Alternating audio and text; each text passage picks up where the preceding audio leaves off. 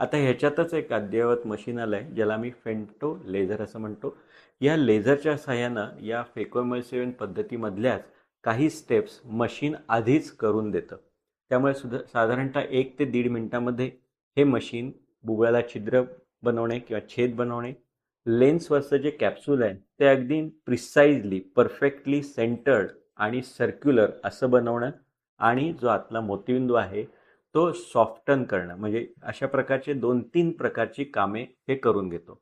या 3 स्टेप्स या मशीननं केल्यानंतर आम्ही फेको पद्धतीनं ही सॉफ्ट झालेली लेन्स काढून टाकतो. तर ह्यालाच रोबोटिक कॅटरॅक्ट सर्जरी किंवा femto laser assisted cataract surgery असं म्हटलं जातं. या पद्धतीचे ॲडव्हान्टेज असे आहेत की ज्या स्टेप्स या लेझरच्या सहाय्याने केले जातात त्या अधिक ॲक्युरेट आणि प्रेडिक्टेबल असतात. ज्याप्रमाणे आम्ही सुद्धा खूप एक्सपिरियन्स आणि अनुभवी सर्जन आहोत किंवा नेत्रतज्ञ आहोत, तर आमची प्रिसिजन अर्थातच खूप चांगली असते. पण मॅन्युअल मेथडपेक्षाही याच्यामध्ये काय होतं, रिपिटेबिलिटी आणि रिप्रोड्युसिबिलिटी ही वाढत जाते.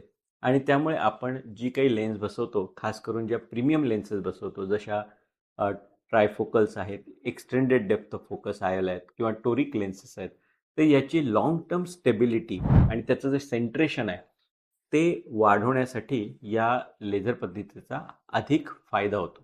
या लेझर पद्धतीचा सगळ्यांनाच उपयोग असतो का? तर तसं पाहिलं तर कुठलीही मोतीबिंदूची शस्त्रक्रिया या लेझर पद्धतीनं आपण करू शकतो. अर्थात याच्याविषयी अधिक तुम्हाला माहिती पाहिजे असेल तर तुमचे जे समुपदेशक आहेत त्यांच्याशी तुम्ही संपर्क करू शकता.